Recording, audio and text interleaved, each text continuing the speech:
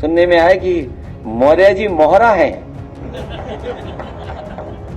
दिल्ली के वाईफाई के पासवर्ड हैं। अगर दिल्ली वाले किसी से मिलते हैं तो लखनऊ वाले भी मिल रहे हैं किसी से। हमें चिट्ठी लिखते थे और अखबार में सरकार को, समाजवादियों को बदनाम करने के लिए जातिवादी का आरोप लगाते थे। तो यूपी ऐसे नहीं चलेगा। और फाइल अभी मुझे लोग देके गए हैं, अगर फाइल का पढ़ दें तो न जाने कितना भ्रष्टाचार दिखाई देगा केवल एक विभाग का। तो 10 साल रह करके इन्होंने हर व्यवस्था को खराब किया है। आप खेल देखिए दिल्ली के वाईफाई के पासवर्ड का, कितनी कहानियां बताएं आपको, भरी पड़ी हैं। और फाइल अभी मुझे लोग देके गए हैं, अगर फाइल का पढ़ दें तो न जाने कितना भ्रष्टाचार दिखाई देगा केवल एक विभाग का। और फिर ये ड्रोन वाला कोई कार्यक्रम चला रहे हैं बीजेपी वाले, ड्रोन उसी से देखेंगे, ऊपर से ही देखेंगे। बताओ, आप अस्पताल जाते हो, ड्रोन की जरूरत है आपको क्या अस्पताल में भीड़ देखने के लिए?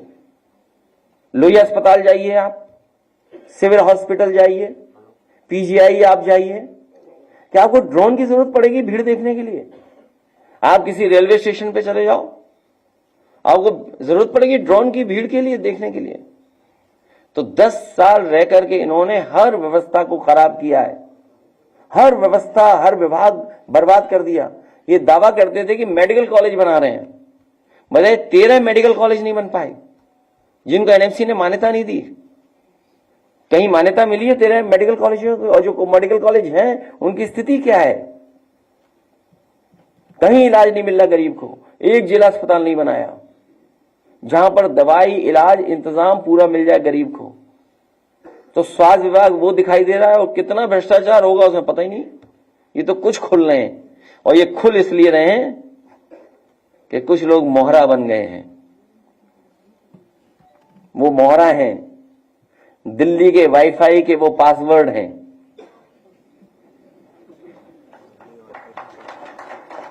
ये नई तरह की टेक्नोलॉजी, तो टेक्नोलॉजी के हिसाब से बोलना पड़ रहा है। आप समझ गए हो कौन मोहरा है? सुनने में आया कि मौर्य जी मोहरा हैं, दिल्ली के वाईफाई के पासवर्ड हैं। अगर दिल्ली वाले किसी से मिलते हैं तो लखनऊ वाले भी मिल रहे हैं किसी से। तो बताओ, सरकार चलेगी ऐसे? क्या सरकार चलेगी बताओ? और जिन्होंने बिगाड़ा है सब कुछ, क्या वो लोग ठीक करेंगे? और सबसे गंभीर सवाल मैं आपके सामने रखता हूं। मुझे याद है कि इस प्रदेश के गवर्नर थे, हमें चिट्ठी लिखते थे और अखबार में सरकार को, समाजवादियों को बदनाम करने के लिए जातिवादी का आरोप लगाते थे। बताओ, कोई है कहीं कोई जो गिनती करे कौन कहां बैठा है? बताओ, मुख्यमंत्री जी कौन है, मुख्य सचिव कौन है, प्रमुख सचिव कौन है गृह, और विभाग में कौन कौन कहां बैठा है?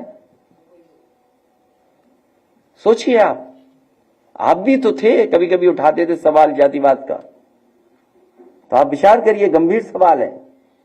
तो यूपी ऐसे नहीं चलेगा। यूपी की जनता को इन्होंने धोखा दिया है।